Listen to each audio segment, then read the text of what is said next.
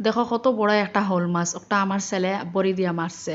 Fania গেছে কিনা নিয়ে আর এখন ওলা মাছ আইসো নি ফিরে আর খুব বড়ি দিয়ে মানছে মাছ উস মাররা আর হেও তার খুব শখ মাছ মারার।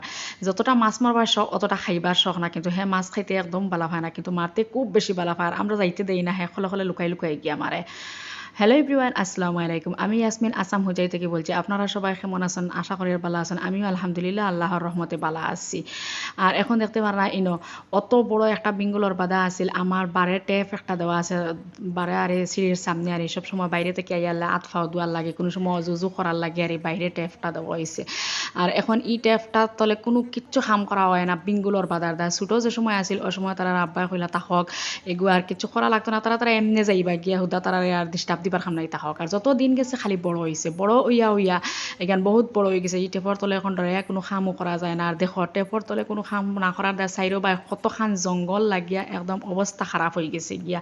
আর একদম গড়ের সামনে। আর এখন দেখা যায় যত রোদ দেয়, রোদ দিলে আবার দেখি বারোই আইন আইয়া বারিন্দাত সারা ফ্যান দিয়ালে ফ্যানের বাতাসে ফ্যানের বাড়ি খাই আইয়া তলে পড়ে না আর কিন্তু খামড়াইন।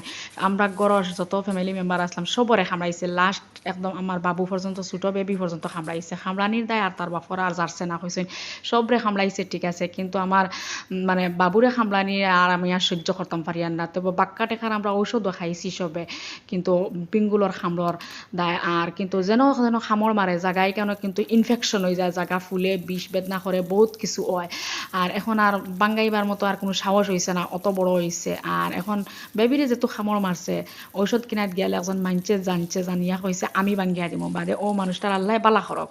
মানুষটা আইয়া বুঝছনি রাইত কালকে রাইতকে আইয়া আর আগে একটা বাঙ্গিয়া দিয়া গেছে, দুইটা আছিল, দুই কান বাঁধা আছিল। এখন আছে সিঁড়ির সামনে উপরে আর একটা হইল গিয়া বাইরের টেপর উপরে আরি ফুল লাগাইছেন তারা রাব্বাই আরি। আরও ফুলর ইয়র বেড় দিছিলা সার দিছিলা, সারের উপরে হয়েছিল। এখন খাটিয়া ও আল্লাহ দিলে শেষ হয়েছে। এখন দেখাই নি কতখান জঙ্গল হয়েছে, আমি এখনও জঙ্গলও সাফা করিলেই আর এখন আবার থেকে আমরা স্টার্ট করবো ইউজ করা টেপর তোয়ালিগু কিন্তু।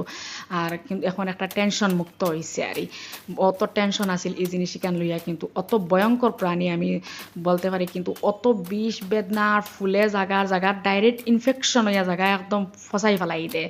আর এখন আমি সারা সাফ করিয়া এখন আমি সব জঙ্গল খাটিয়া নিয়ে আর গিয়া।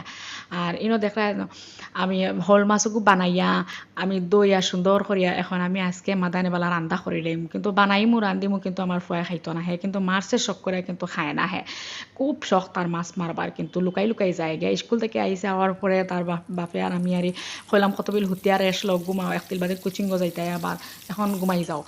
হে আমরা খালি তোরা খালি হুতিয়া রেস্ট লই দুপুরের খাওয়ার হওয়ার বাদে আমরা খালি ঘুম লাগিয়া তো হে পারিয়া গেছে গিয়া ঘুরি আইয়া পাই দেখি হে নাই। তোরা বাদে মাছকো পাইছে খুব খুশি দৌড়িয়া লইয়া আইছে বুঝছো না, ইয়া দেখাইয়া গেছে।